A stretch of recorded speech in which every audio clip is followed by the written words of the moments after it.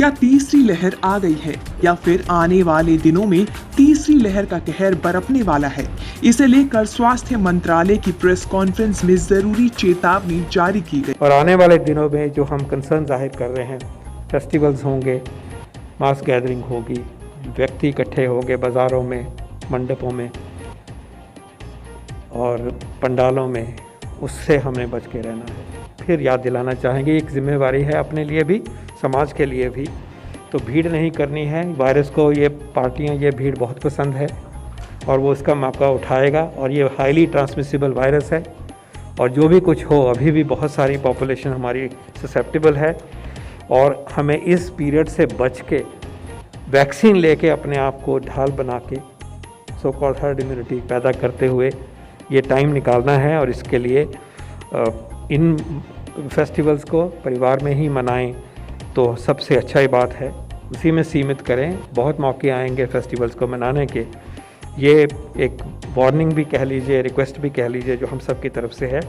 और Covid appropriate behaviour और mask अभी भी उतना ही ज़रूरी है जितना कि पहली वेव में था, दूसरी वेव में था। इसकी ज़रूरत किसी भी तरह से अभी कम नहीं है। और वैक्सीन पूरे लग भी जाएंगे तब भी ये, जहाँ तक हमें दिखाई दे रहा है, ये लाजमी होगा, इम्पॉर्टेंट होगा। Doctor VK. पॉल ने बताया कि बच्चों के लिए वैक्सीन बनाने का काम तेजी से चल रहा है, लेकिन ये जरूरी नहीं है कि वैक्सीनेशन के बाद ही बच्चों को स्कूल भेजा जाए।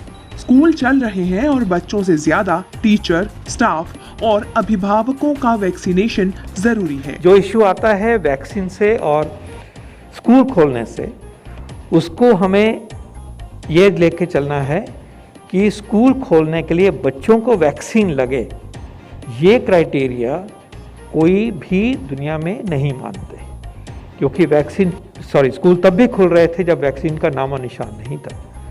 सो that is not a criteria. No scientific body, no epidemiology, no evidence suggests that is to be a condition. However, teachers को वैक्सीन लगे, स्टाफ को वैक्सीन लगे, ये एक बहुत ही डिज़ायरेबल बात है। और उस डायरेक्शन में बहुत ही कवरेज करने की कोशिश की गई है हमारे देश में कि टीचर्स को और स्टाफ को कवर किया जाए। और हमें लगता है कि लगभग बहुत हद तक वो कवर हो गए हैं, जिस तरह से अभी रिसेंट पास में उस पर एम्फेसाइज किया गया है। इसके अलावा पेरेंट्स का टीका लगे, ताकि बच्चे बाहर से लेके इन्फेक्शन आए तो कम से कम पेरेंट्स को वैक्सीन लगा हुआ होगा तो उनकी वो बचत रह जाएगी, वो उनको इन्फेक्शन नहीं होगी।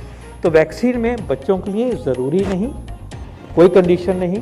टीचर्स को होना चाहिए, highly desirable, and this is within our class.